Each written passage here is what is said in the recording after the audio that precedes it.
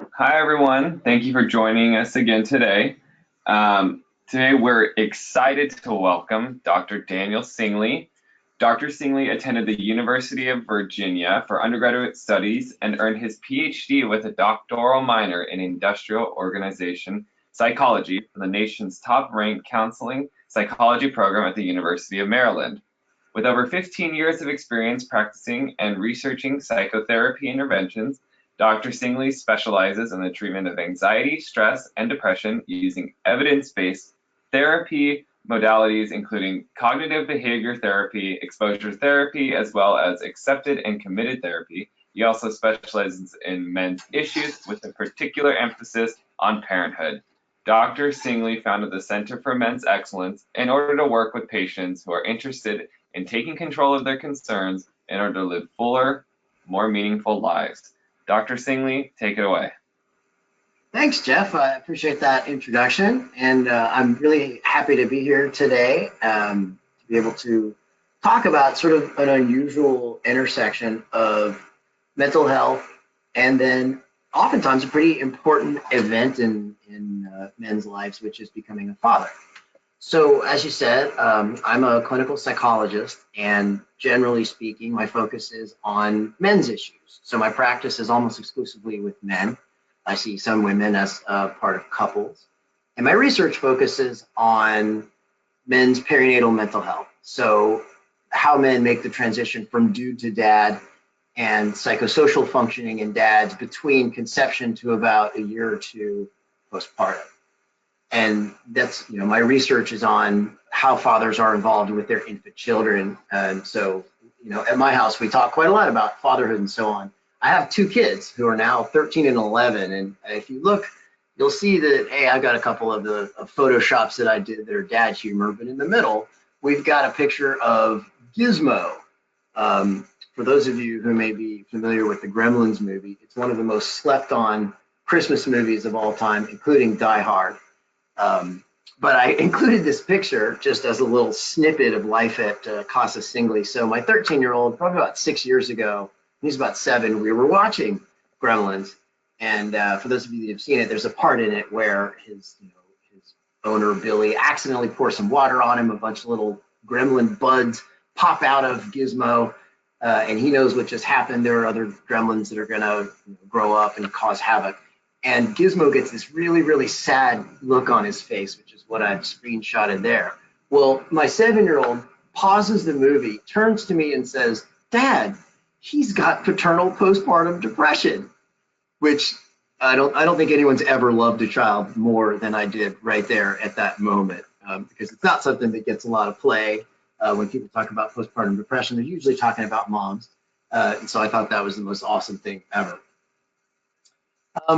Hopping into, just to give a quick overview of what we're going to talk about. We're going to first, before talking about fathers and fatherhood and mental health, we're going to talk about masculinity and what makes men men, the guy box, the bro code, and so on. And then we're going to look at father's involvement. And so maternal health and in new fatherhood is a very strong impact factor for the extent to which fathers are involved during pregnancy and in early postpartum. And finally, we're going to talk about some hands-on, some very specific strategies about how to work with dads who may be experiencing some mental health difficulties, but also to just be as involved as they possibly can with their partners and with their babies. At the bottom, I've got this snarky comment about sexist and heterosexist and sexism, ageism, and so on. So I'm none of those things. I only included that statement because in this webinar, we're going to be talking at a very general level about mental health and early fatherhood. And I'm going to be telling you about the research and what I know, not just what I think. And the reality is we're not going to delve very deeply into specific cultural nuances beyond looking at men and gender, although we'll talk a little bit about it. So, but I'm going to be making fairly sweeping generalizations generally about men. So I just wanted to give a nod. It's not that I'm a clueless white dude who's not thinking about it. It's just for this particular talk, I want to talk at a more general level. So in terms of resources about fathers, I wanted to give a quick plug to a couple of friends of mine who are both survivors of their own paternal postpartum depression and anxiety. This is going to be our third annual celebration of International Father's Mental Health Day, and it's the day after Father's Day. This will be June 18th this year, and if you want, you can check out our website, which is at postpartum.net. You can also follow us on Twitter, and we have a Facebook page as well that gives a bit of information. We're going to be doing a Facebook live chat. We're going to be doing a Twitter chat and just giving out resources about mental health info that's more specific to dads. And that second bullet point, so I'm on the board of Postpartum Support International. We're the largest provider of information and resources and training about perinatal mental health. And our mission is to connect people having mental health difficulties with the resources and the people that can support them. And I run a monthly, completely free and anonymous dad's chat. So if you're a dad, you might recognize that it can be kind of difficult to find other dads, particularly new dads that might be maybe their partner's having some difficulty with mental health. In many cases, the dads themselves are having some mental health difficulties, depression, anxiety, substance use, and so on. On a monthly basis, you can go to that website and you'll see the call-in information, and I facilitate it. And it's really a nice opportunity for dads to connect with each other and basically, get a clear sense of, hey, I'm not alone. It's not just me. So this next slide has some pretty salty language on it. So if you're offended by that kind of thing, just a heads up, you might want to cover your eyes. But I included this. This is a screenshot of some Facebook comments that appeared after a media outlet called ATTN posted on their Facebook page a quick, I think it's like a 3-minute video with an interview, with interviews of 3 or 4 different dads who experienced postpartum depression. And I included this because it's pretty nasty feedback, but it gives you a look at some of the myths that are out there about fatherhood and postpartum mental health in dads. Like, it's not real, quit being a baby, if it's not hormonal, like dads can't get it, it's because moms, they have their body changes and so on. So I just wanted to show this quickly because I hear this kind of stuff, although usually the watered down version, quite a lot. And the reality is that there's a solid academic scholarly basis showing that not only is postpartum depression and anxiety and bipolar depression and OCD and so on, not only are these very prevalent, we're going to talk about prevalence very soon, but a lot of folks are pretty dismissive because we're not used to thinking of men as being in a one down position or being vulnerable in this way. So we're going to talk more about that. I just wanted to show this slide because this is out there, and you can, as a father who may be experiencing mental health difficulties, you may be swimming upstream in terms of letting people know about it. So this slide, I like to show this to folks because it sort of sets the stage for developmentally where a family, a couple tends to be when they start having kids. Think about it as it's a Hallmark card and everything's great and rainbows and unicorns.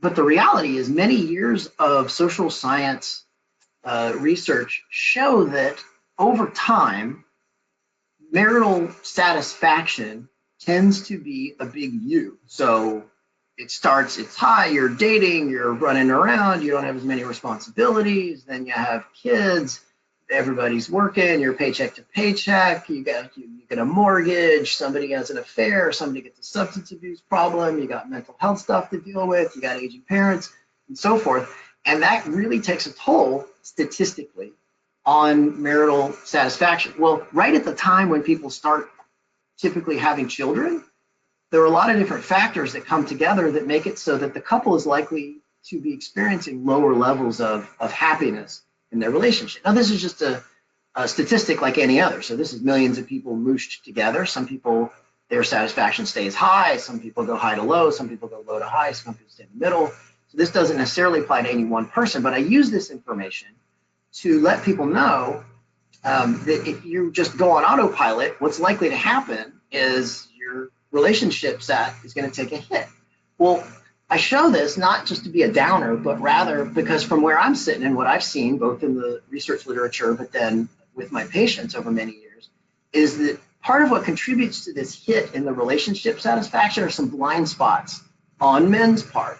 Men tend not to deal with tend to deal with conflict in a particularly productive way, tend not to communicate in a proactive way with their partners, and many cases we'll let our own needs, our own mental health needs, our physical needs, and so on, we let those go and go and go because we're trained to focus on other people's, and we go until the wheels are coming off the car. And so thankfully there are some very clear ways to avoid this hit, but they involve men and dads doing some things a little bit differently than typically what we're socialized to do.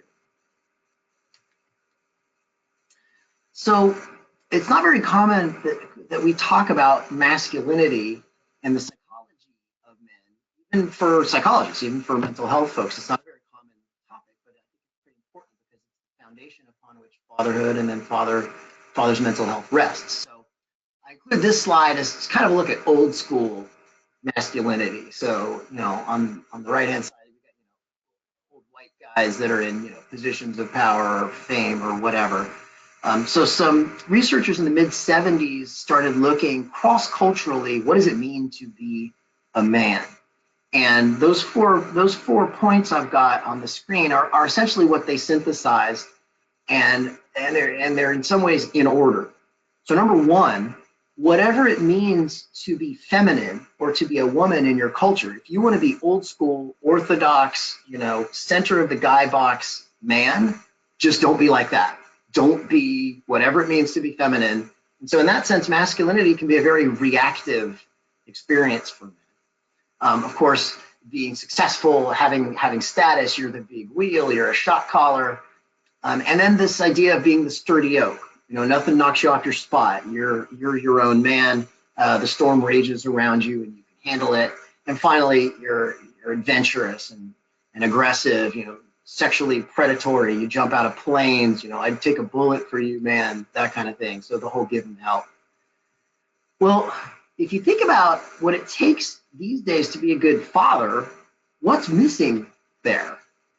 And don't hold questions until the end, by the way. That always kind of annoys me. And Jeff will tell me to stop and shut up because I'm a known motor mouther. But in particular, things that are missing from being a good dad, if you're going to be that traditional old school guy, is you're not going to be very nurturing or empathetic. Your idea is my job is I'm supposed to be strong, silent. I'm going to support my partner and I'm going to make money, and I'm not really going to do much with the kid until little Joaquin can throw a ball, and then I'll come back and I'll do the dad thing. Well, fast forward to now. Well, these days, dads are much more expected to be involved than any previous generation of fathers.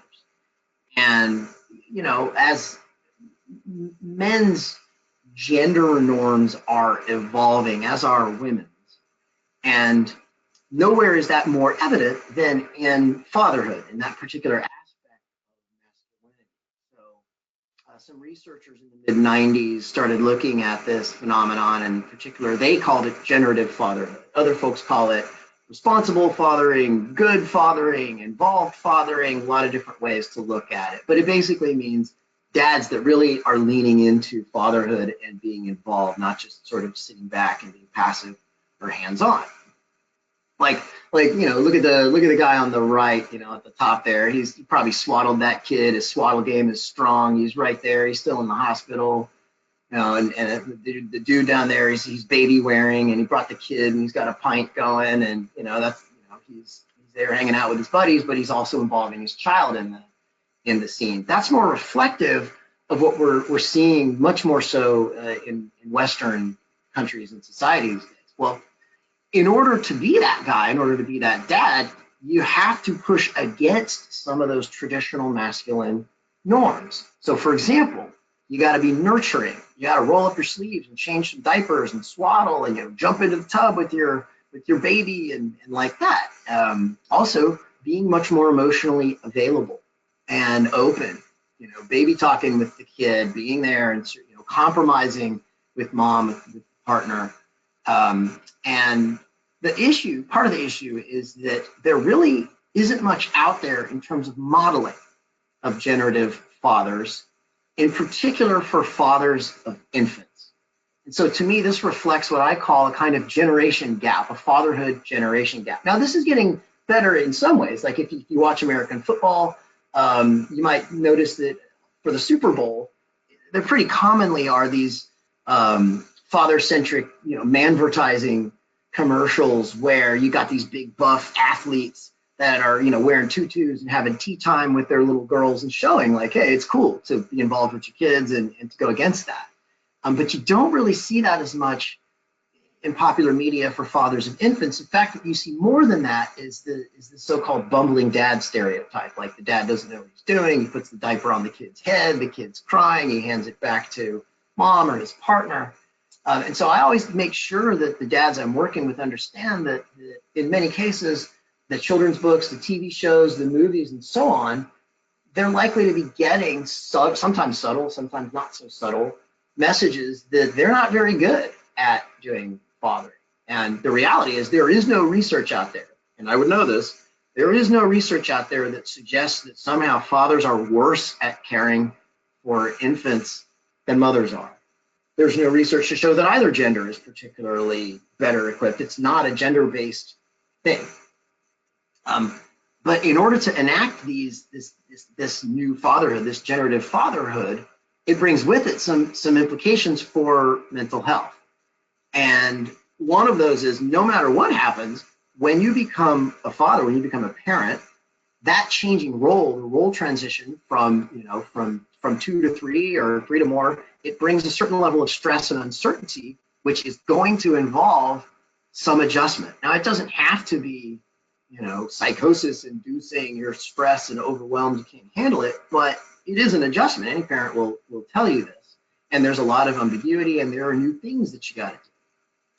Well, a quick look at the prevalence around mental health. So most of the research around paternal perinatal mental health looks at depression and in particular postpartum depression. And so a very, very robust prevalence figure here is that 1 in every 10 dads gets postpartum depression, gets clinically significant postpartum depression symptoms.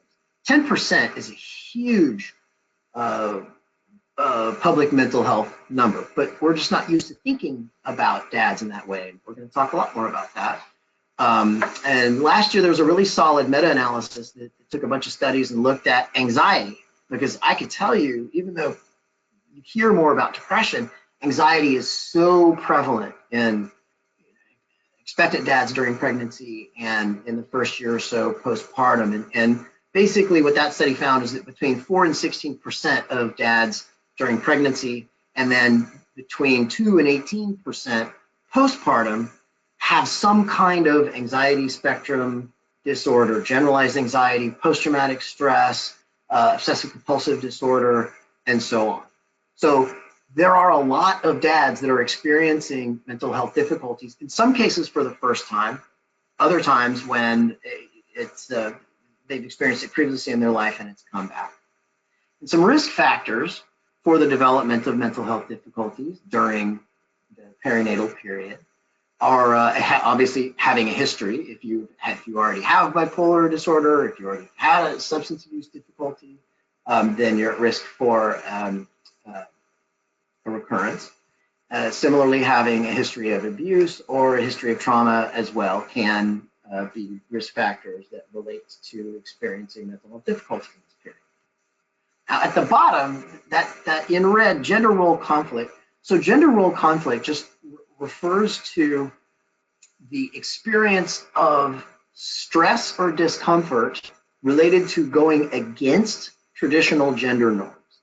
And so for some dads, strapping your kid on and going for a walk or staying in and not hanging out with your buddies because you gotta, do the dad thing is fine. For others, it really reflects a point of difficulty. And in the period between conception and a year or so postpartum, dads may experience gender role conflict, but they inevitably experience higher levels of mental health difficulties And we are significantly less likely to engage in help seeking, be that talking to friends, family, accessing community resources, talking to clergy or religious leaders, mental health folks, just across the board. We're much less likely to do it because dads are socialized to what? To protect and provide. Put everybody else first, not ourselves. And while, of course, it's good to be supportive of our partners and our babies, the problem is we generally take that to an extreme, and to an unfortunate extreme where we're not addressing our own needs. And we'll talk in much more detail about that.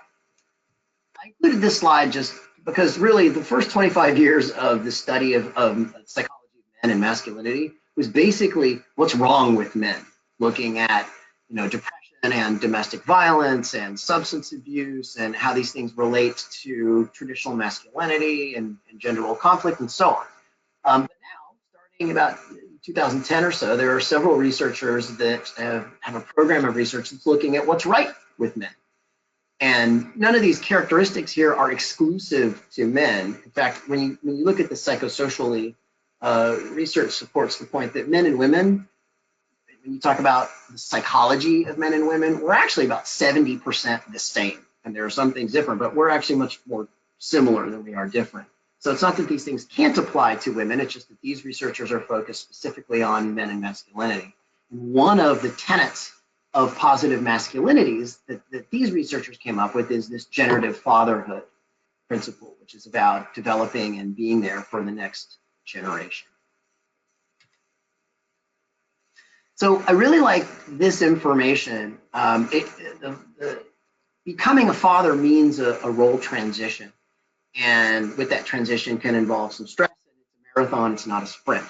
Well, I ripped this information off from a 2006 Department of Health and Human Services Office of Child and Family Schnauzers, I can't remember. But I pulled these bullet points from that publication because it gives a really nice synthesis of, okay, what does it mean to be a dad these days? Because back to that fatherhood generation gap thing, stereotypically, the current generation of dads, we're not their own fathers, we're not stereotypically all that involved with them as infants. And in that sense, the modeling isn't really there. Well, I actually have this information in the format of a handout. When you work with men, you got to be very concrete and specific. And so I have this, there's like check boxes with this. And it basically gives you concrete info. If you're struggling with, am I doing what I'm supposed to? Am I being a good dad? Here it is. And it's not an accident that the very first bullet point is fostering a positive relationship with the child's mother. And that's even if you have a strained relationship, you're in a family court situation, you're getting separated, you've got a blended family situation. Working to maintain a positive relationship with the child's mother pays real dividends down the line because that relationship proves to be one of the most important factors in how much fathers are able to be involved with their kids. And fathers' involvement with their kids tends to be a very important factor in their own mental health. We'll tease that out more. But these other pieces, spending time with the kid, nurturing, you can't really discipline an infant. It doesn't apply. You just love them and give them boo-boos and hugs and so forth. But down the line, when it is time to start engaging in appropriate discipline, what does that look like? Serving as a guide to the outside world. Dads are great at this. Like dads love to, get their baby and roll around and put them in a stroller. Hey, look, dirt, that's a tree, like this. Protecting and providing, we understand. But how I use this information is I give this worksheet to a dad who's sort of struggling with what's the role and say, here's what you do. At the end of every single day, you go down the list. Can I think of a concrete behavior that relates to trying to have a better relationship with the mom? Yes, check. Did I spend time with the child? Yes, check. Did I do something to nurture the child? No, well, circle that one, go down. Well, for all the things that you didn't do today, do it tomorrow. Do this checklist every day for the rest of your life, and you're being a good dad. And I don't mean to oversimplify, but in certain ways, this tends to be very comforting to dads because it gives them a clear sense of direction that's based in research. So this slide assertive communication is one of the most frequent topics that I go over with expectant and new dads, in particular ones that struggle with mental health difficulties, feeling down or extremely irritable or inconsistent, having mood regulation difficulties. Assertive communication is all about being a good teammate and how to have that positive relationship with your partner. So this is its own talk. I have a whole assertive communication thing, but I show this because it's a critical foundational technique that I spend a good amount of time on for dads to be able to better manage their relationship. And the short version is, there's a continuum. There's aggressive communication where I'm only focused on my needs. There's passive communication where I pull out and don't really engage. Right in the middle is being assertive. And if you're communicating assertively, doesn't mean aggressively. If you're communicating assertively, it means you're focusing on what are my needs, but also what are the other person's needs. So the first step, and this is tough for guys because we're socialized to be logical, to be fact stackers. We're taught to win. If we have conflict and the other person's talking more than I am, then I'm losing. Well, that's not true. It's actually very short-sighted. And so the very first, most important point is when you're having conflict with somebody that you really care about, like a partner, first, stop trying to fix it. Don't try to shut them down or discount or minimize or tell them that they're wrong. What you do is lead with wanting to understand. So ask questions. Okay, hey, that wasn't exactly the way I was thinking about that, but all right, this is important. So tell me about it. What do you think? What do you mean? When did this start? What do you think this means about us in the future? And da. That's what you do. So you ask 3 open questions, and they're open questions where you're not trying to figure out, so what do you want to do or what are we going to do? And they're not leading open questions like, well, don't you think that? Because that's not actually a question. You're really asking open-ended questions to understand the other person's perspective. Once she or he does that, then you follow up with a restatement. Okay, so it sounds like you said A, B, and C. Did I get that right? Then, only after the other person feels heard or understood, that's when you follow up with your end of things. But your end of things is not, here's what I think we should do. Your end of things is, here's what this brings up for me. Here's what this means to me. Here's why this is even important to me. Here's why it matters to me. Men hardly ever do this. We're so focused on fixing, winning, and so on. Well, this is one of the best ways to meet in the middle because it fosters empathy on both sides. If the other person feels heard or understood, then they're much more likely to listen to you. And then you feel heard or understood. And then you're much more likely to be able to find where's that common ground in terms of how do we move forward? What do we do? So don't skip this step. Do the assertive communication piece. So some researchers last year published a paper that looked specifically at how do new dads look for social support. And the short version is dads want supports that are informal, and so not necessarily coming and talking to a shrink like me. They want supports that are from other dads, and they want it on the fly, meaning it's on demand. And so what this looks like in a lot of cases is, I ask my buddy, I go online, maybe I check Reddit or whatever. That part of the difficulty is that it can be hard to find other dads, other new dads. There are a lot of communities set up for new moms and stroller strides and mommy and me groups and mommy and yoga type things, but not so much for the dads. Well, some of the implications of these ways of getting support and looking for information are that if you contrast this, if mom tends to do a lot of reading and research and is very proactive and is reading about, okay, what's going to happen in 4 to 6 months or so, whereas dad tends to be more, okay, well, here's what's right in front of me and I'm going to go try to figure that out, it can lead to conflict. You can feel like dad doesn't have his head in the game or he's doing it wrong or something, but in reality, this is just a different way of looking for support and getting information. Another point that's particularly relevant to folks who may be experiencing bipolar but sort of resistant to treatment is you might be resistant to psychotherapy, but dads tend to be much more open to parenting classes, to parenting information. And if it's being comprehensive, it almost always gives information about how to keep themselves healthy or mental health, even if they're not being super explicit about it. And for the clinicians or the administrators out there, it's critically important to be checking with dads about their level of support. Are they isolated? You could be around people all the time and still be very withdrawn and lonely and isolated. And so I always encourage folks that screen moms to obviously screen dads as well, but in particular to look at their sense of having social support. So really quickly, based on, like I said, the research and my own experience, I've actually developed a social networking application that's just for dads. In fact, we just launched it about 3 weeks ago. It's called Padre Cadre, and you can check it out at www.padrecadre.com. And the whole point is to provide a virtual space where dads can log in and find other dads. We've got forums with some information topics, although they're just starting out, where dads can sort of drop knowledge and exchange information.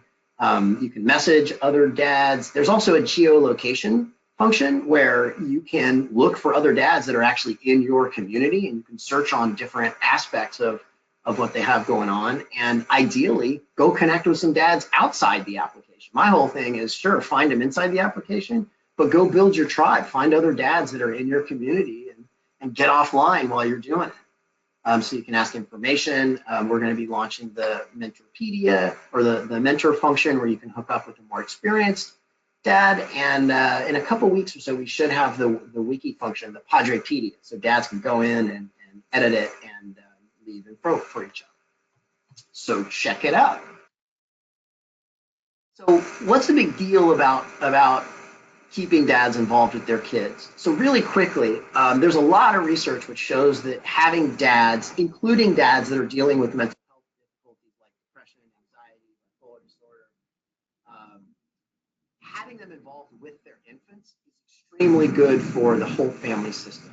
So when dads are more positively involved with their infants, the children down the road tend to have higher IQs, they're more ready for school, they have higher vocabulary, they show better emotional regulation, which is critically important when we're talking, of course, about mood regulation and bipolar depression, and they tend to be more empathetic. We're going to talk more about that emotional regulation thing shortly. They tend to be more attached, they're more secure, they're more popular. If you think about it, if you're more empathetic, you're better able to connect with others. They also tend to be more independent, willing to go out and explore the world. Dads themselves tend to have fewer mental health issues when they're highly involved with their infants and babies. Now, this is the causality thing. It's not yet known if it's dads that have fewer mental health issues tend to be more involved, or by virtue of being more involved, that dads have fewer mental health issues. Question mark, that longitudinal research is being done now. But dads also obviously feel more confident, and they have a higher level of satisfaction about being parents, and then they're more satisfied in their relationships. It's also good for the moms. A lot of the research in this area, most of the research in this area, looks at traditional heterosexual mother-father couples, although there are, of course, all kinds of dual dads and lesbian couples and polyamorous families, all sorts of different family constellations. But in this case, the research shows that when dad's highly involved with baby, the mom tends to have fewer mental health issues as well, and she herself is more responsive to baby, and dad has more confidence and affection. The whole point is attunement, meaning be aware of what's going on with the other person, trying to work to understand the baby's needs, and to be there for him. So there are, of course, some important barriers to having dads be involved with their babies. If there's a blended family structure and they don't, the two families don't work and play well together, that can make it much more difficult for dad to get together with his infant, his baby. Substance use, if dad is wired on meth or drunk and passed out on the floor, he's not going to be very involved with his baby, nor do we want him to be. This thing about fathers and mothers socialization, well, to go back to an earlier point, most of us are socialized to believe that the parenting of infants and babies is most properly mothering, that somehow moms are biologically prepared or predisposed to be better caregivers to infants than fathers are, but this isn't true. This isn't supported in the research literature or really in practically what I've seen. However, we think this. Well, this low self-efficacy refers to my sense of competence to do something, to administer a bottle, to change a diaper, to have a difficult conversation, whatever.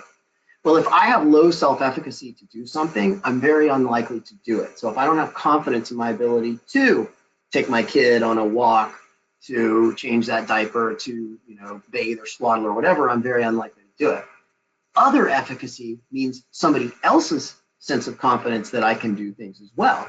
And a pretty common dynamic in new parents is mom, either directly or sort of indirectly, shows she doesn't have much confidence in what dad's doing, and dad's doing it differently, and sort of assumes that then therefore it's bad. And redoing whatever he did or just sort of not letting him, that gets us into this anxiety gatekeeping factor. And this is the point in this talk when sometimes I get into trouble because people feel like I'm marginalizing moms or women, and that's certainly not the case.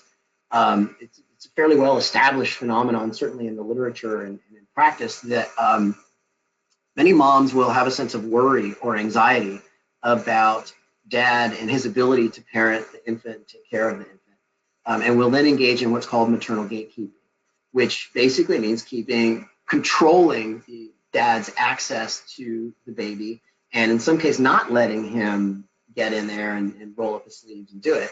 And I've seen this over and over again, that it can look like, the mom believes she's doing what needs doing, but the dad resents it and then gets fewer opportunities to practice fatherhood behaviors. And then he has a lower sense of self-efficacy, and it turns into a spiral where he's less involved, he's less confident, he's more resentful, he feels isolated, he can, start getting depressed and worried about it.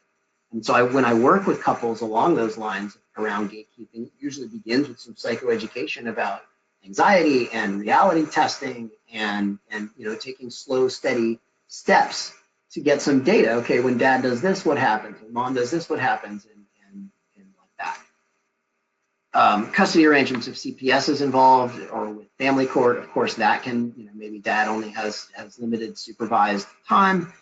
And work-life balance. Work-life balance is one of the number one issues that I hear dads talking about. If you're paycheck to paycheck, or you're working 3 jobs to try to make ends meet, as is your partner trying to do the same, it's going to be very difficult to be particularly involved with your baby.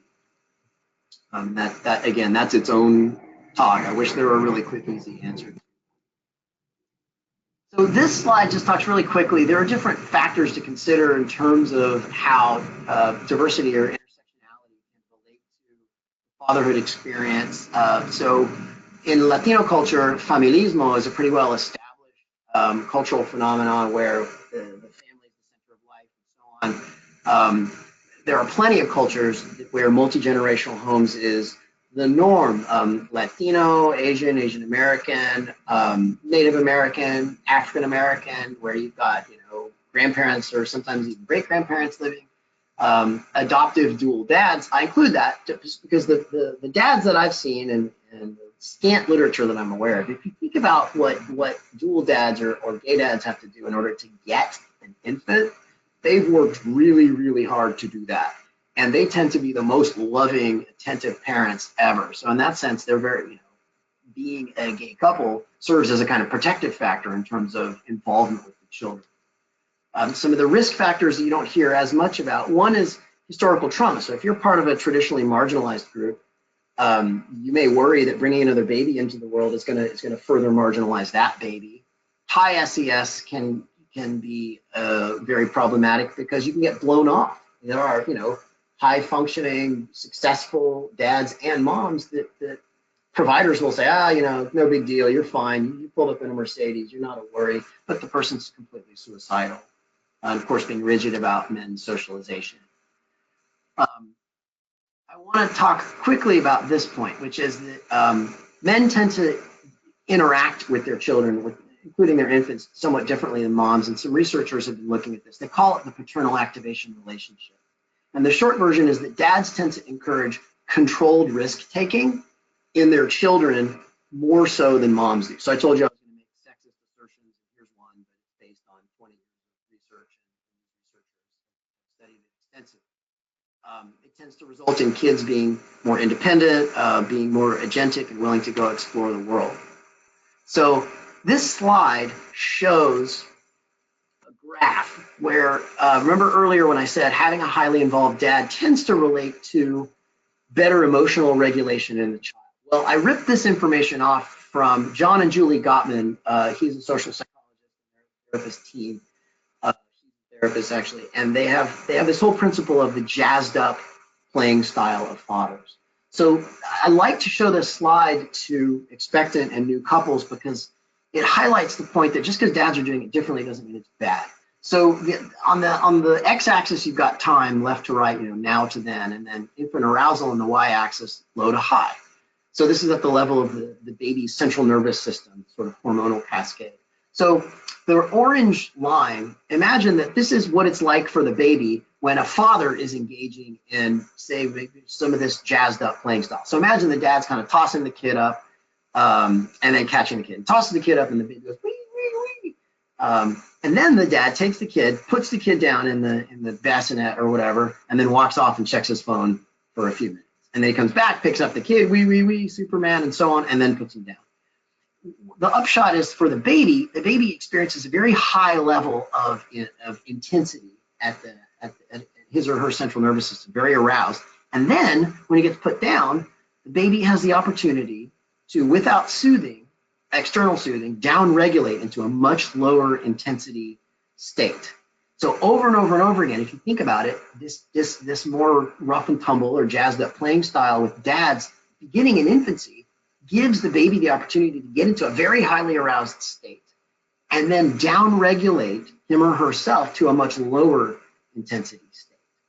Whereas stereotypically with moms are engaged in more sustained lower intensity, sort of, slowly swinging, cradling the baby, wheels on the bus go round and round like this. Now, of course, there are dads that do that, and moms will do more high intensity work as well, but just to illustrate this point.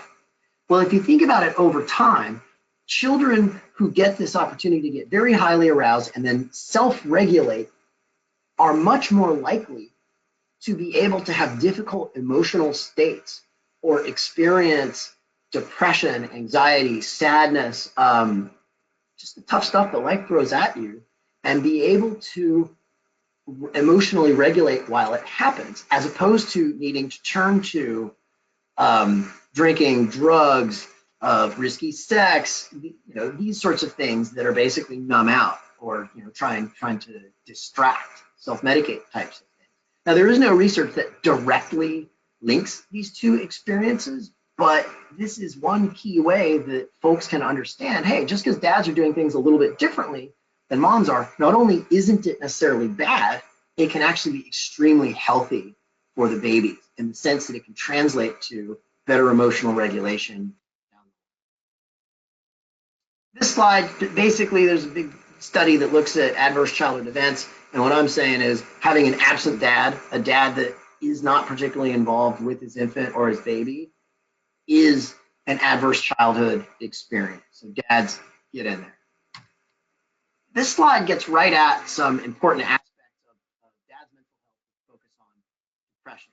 So the umbrella term that we use is perinatal mood and anxiety disorders, meaning anxiety, depression, bipolar disorder, psychosis is very rare to just begin during this period. Between 10 to 20% of men experience some kind of mood or anxiety disorder during this period, 9 months before, a year or so postpartum. So you take all those together, that's a really big number that we're not used to thinking about. And the way that we diagnose it makes it more likely that dads are not going to get identified, because moms tend to have symptoms spike immediately postpartum, and then the differential diagnosis between baby blues and major depressive disorder is at about a month or so. Well, the research shows that dads' postpartum depression symptoms tend to spike between 3 to 5 months or 4 to 6 months postpartum. And so a lot of times folks aren't even connecting it with the birth. And so the stress of this transition to fatherhood brings elevated risk for a new episode or a relapse. And men are people in general, but men are taught to think of experiencing mental health difficulties and those sorts of feelings as weak. So we avoid them. They are feminine. We can't be like that. Remember anti-femininity? Well, that in red at the bottom, very, very important statistic here. It's very well validated. The number one predictor of paternal postpartum depression is maternal postpartum depression. So even beyond a history of major depressive disorder, if the mother is depressed, there's a 50% chance, 50% chance that the dad will get postpartum depression too. In many cases, we're just not focused on. So anyone, if you're dealing with a mom who's got postpartum depression, you need to be thinking about the dad as well. Now, there's this phenomenon of the male masked depression, where depression doesn't just look like, vegetative, not getting out of bed necessarily, where masked depression or so-called major depressive male type looks like anger, like extreme frustration and irritability, an increase in addictive behaviors, more drinking, more drugs, but including more broadly other dopaminergic kind of activities, like jumping out of planes, risky sex, gambling, video gaming, internet type activities, and then withdrawal, and meaning social withdrawal. And again, a dad can be around people all the time, say at work or at home or in different other activities or community events, but not be very connected or engaged. You can be withdrawn even though you're around people all the time. Well, if you put all these things together, man, that guy looks, really kind of pissed off, and he's drinking a lot, and man, he's not really, talking to his partner at all. You might just think, well, man, he's a butthead. You're not necessarily thinking he's got depression, but this is a very, very important point of consideration, this cluster. Also, men tend to somaticize, so you see more physical complaints, muscle tension, headaches, pain. Now, shifting more to anxiety disorders, like I said before, anxiety is extremely prevalent during pregnancy and postpartum. So 4 to 16 or 2 to 18% during pregnancy or postpartum, respectively. Contributing factors are all the things that you think they are. Difficulty in the relationship, work-life stress, not getting sleep, witnessing a birth trauma. This is a very, very important one. Many dads find even a completely healthy, normal, low-risk birth to be extremely stressful. And they can experience acute stress or PTSD. And anxiety and depression tend to go together. So just know this is really, really common for expectant and new dads, and know how to support the dad. This slide just basically says men, and there are now about 5 studies that have looked at this phenomenon. Men experience hormonal shifts very similar in direction to those that moms do in the perinatal period.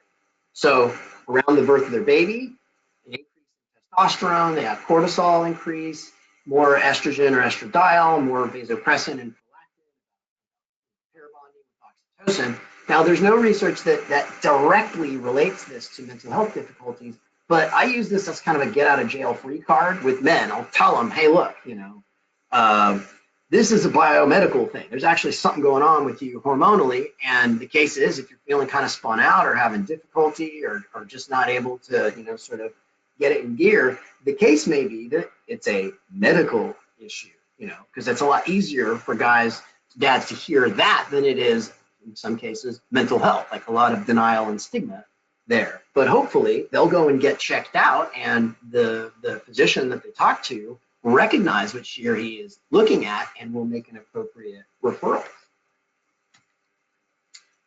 So, in particular for folks who have mood regulation difficulties, so bipolar disorder, everybody knows that sleep, and if you're mildly passive, you know that sleep and having regular sleep is critically important and relate to regulation of sleep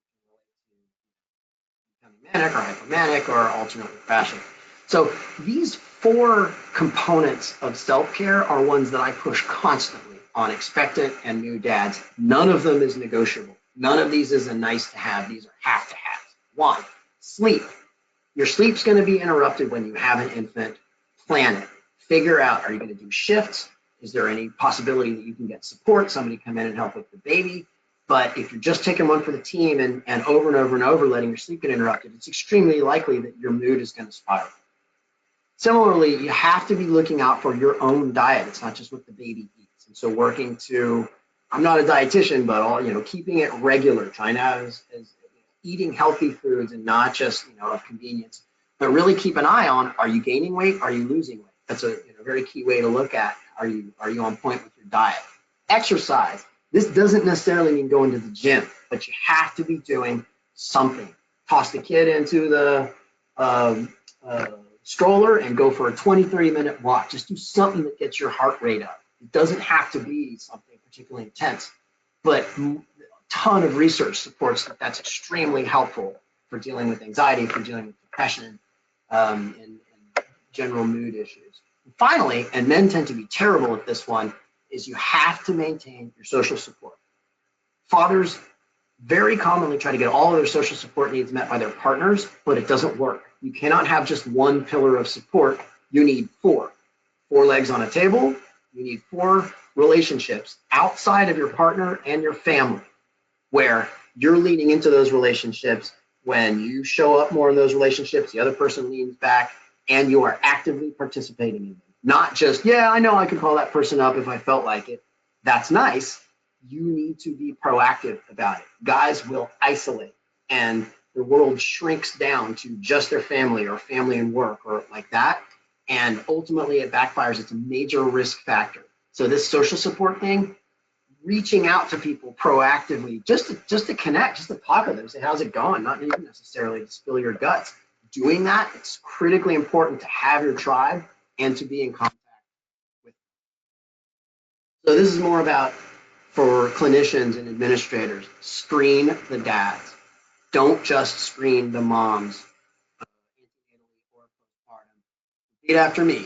We take a whole family approach to your baby's well-being. So dad needs to be there for the baby visits. And we're going to screen the dad because we care about dad and we look at the whole family system. Those are some examples of scales that you can use. The Edinburgh is actually validated on dad's postpartum, and the other ones are commonly used ones as well. So just trying to be efficient with time. This is part of the so what. So what do we do to support dads who may be struggling with mental health difficulties around the birth? Well, first is keep them involved as much as possible. Unless they reflect a clear safety issue, dads should do everything in terms of caring for the baby and being involved with the baby as much as they can as soon as possible. This doesn't mean, mom doesn't get in there, but it's more sort of dad doing his fair share as much as he can. A lot of times I hear these bogus behavioral genetic arguments, and dad, she's the, I'm a hunter and she's the gatherer and she has the boobs and I don't, there's nothing I can do. The reality is the complete opposite. Dads can do absolutely everything that moms can do except nurse the baby. And you should be doing this. You can nurse, you can give him a bottle, you can swaddle, you can give him a bath, you can take him for a walk, you can put him down for a nap, you can do all these things. And it's good for everybody involved when they do. That second point about scaffolding, a lot of times dads just think of infants as this little pink blob and they don't know what's going on with it. So learning about how's the baby developing emotionally, socially, from a motor perspective and so on, helps the dad to feel more connected to the kid because he understands more what's going on. These 2 interventions, the State of the Union meeting and then the family operations meeting. The State of the Union meeting is a weekly meeting that I tell dads, you're in charge of this. You sit your partner down. It doesn't have to be long. It can be 5 minutes. 10 minutes is a long one. But in the State of the Union meeting, dad sits mom down and the 2 of them tell each other these 3 things in this order. 1, what's something in our relationship that's going well? 2, what's something in our relationship that I'm having some difficulty with, even if it's little? 3, what's something talking to the partner, what's something you've done that helped me to feel loved, cared for, connected? Doing this is extremely healthy for the relationship. Most dads do not do it. I can hear you all out there going, oh, I don't want to open that can of worms. I don't want to poke that bear. I don't, da-da-da-da-da. I'm telling you, I saw my 1000th dad in January of 2016. And the most common point that I hear from folks, I teach expectant dads classes here in San Diego as well. The most common point that I hear back is, Doc, that State of the Union thing you got me to do on a weekly basis, I was scared as hell to do it the first time, but now we do it and it's a game changer. So if you do anything, do this weekly meeting. And in that meeting, there's no minimizing, there's no getting defensive. All you do is you ask questions of each other. And here's a very important caveat. You got to wait 6 hours until you could, at least 6 hours until you can circle back and make any changes or goal set or plan. No changing, no planning, no, well, I'm going to do this. It's just listening and understanding. Go back to that assertive communication. Well, the family operations meeting is totally different. It's more about being a partnership. And that's where mom and dad, they have a shared calendar. They sit down, they review the next 7 days. What do we do tomorrow? I need to be here, you need to be there. What do we have to do? And you just go over clearly and proactively the coming week. And then you slot in your self-care. Both partners, mom and dad, both need it.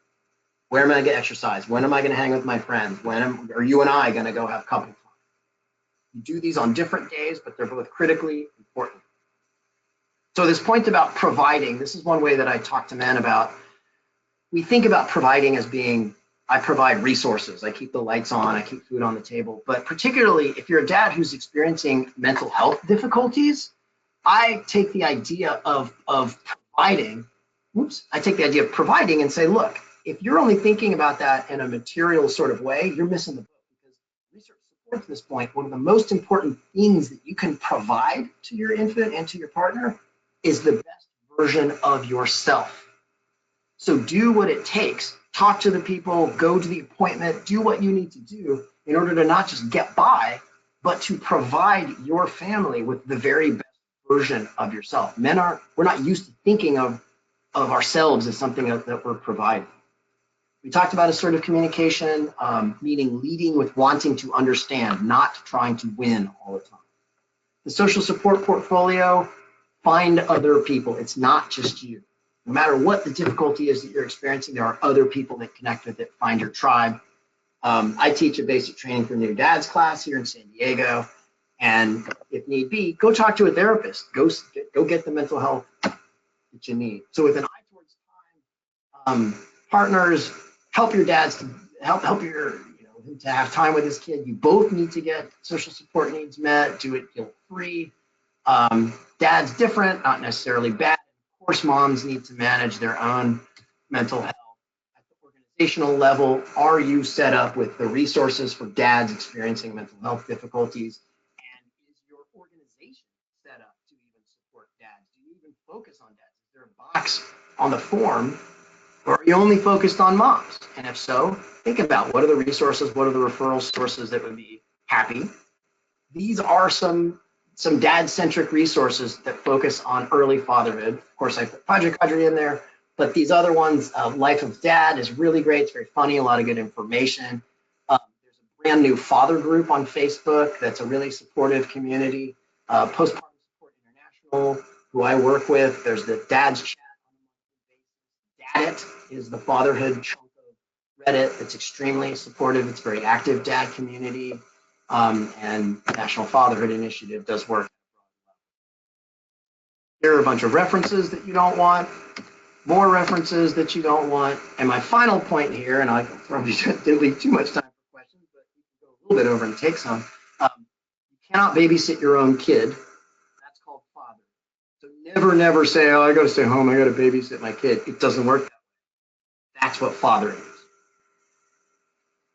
So, realizing I just motor mouthed through about an hour, do we have any questions or comments? We do have a few questions. I want to make sure that you get out of here on time, so I can always submit them. We can go a little over. We can. You know what? I'll ask. We'll go in order, and then I'll submit the rest of them to you by email, and then we can always answer them on our social media at any point going forward. So, really quick, what is? Oh, this one's kind of a. Let's do this one. Do you recommend doing? It's for someone who has maybe not as much time to go into it or having crisis. Do you recommend couples therapy or separate treatment for perinatal care for men and women? That's a hard one to answer. And unfortunately, I'm going to sound like the wishy-washy shrink, but that it depends a lot on does the issue appear to be sort of central to the fabric of the relationship, or is it that mom herself is having a more primary mental health difficulty, or dad? And these things tend to be very related. So, for example, if dad is having difficulty with bipolar symptoms and they're not well controlled, the case may be that he would really benefit from psychiatry and therapy, but then the downstream impact of that difficulty might mean that, yeah, doing some couples work. My take is that when you're entering into parenthood, there's nothing wrong with, and in fact, I would encourage most couples to go get some kind of couples, be it premarital through their religious institution or going to see a therapist or whatever. But that'll shore up the relationship no matter what. And if there are on top of that mental health difficulties that need specific attention, definitely you get those met. One thing that I do hear is, well, I'm not going to do couples therapy until you get your crap sorted out. That is absolutely the wrong way to go about it. In many cases, it's very important to be doing in parallel the couple's work, to be working on that attachment, and for the individuals to be shoring up their own mental health. Right. Okay, so let's just do one more and then I'll let you go. So first step, any advice for approaching a man who's believed to suffer from some sort of mental crisis in this stage? So would you repeat we're approaching a man whose beliefs are what? So, all right, I'm trying to dissect this question as well. So any advice for like the first step in approaching a person or a man who's believed to be going through a mental health crisis? So I guess, what's the first thing you say to someone that you may see struggling with their mental health during this stage of life? What's the first bridge? How do you first connect to them? So the first thing that I do is to try to meet the guy where he's at, and to make sure that I'm leading with compassion and wanting to understand. The case may be that he doesn't want to talk about it, and so I try to respect that. But then I'll also sort of bring it back to, well, hey, what's it like for me, and how am I feeling about how things are going? But to do so in a way that's not judgmental. And I like I say, I will in many cases with these dads or with early fatherhood, I bring it back to, look, man, if you want to be a provider, a critical part of providing for yourself is you got to pull the bus over. And this is not just you. It's not your fault. And with the right kind of help, we can get through this. And just feeling not alone and like there are concrete steps to take is super helpful and affirming to guys that are experiencing crisis. Right. Okay. We do have a few more. Like I said, I'm going to submit them to Dr. Singley by email, and I'll have them answered on social media if that's okay with you. And then look out for the posting. It'll be in the next few days. I want to thank Dr. Singley for joining us. I hope you have a great rest of your day, everybody. And yeah, we'll talk very soon. Thanks for having me, and thanks everybody for tuning in. Have a good one.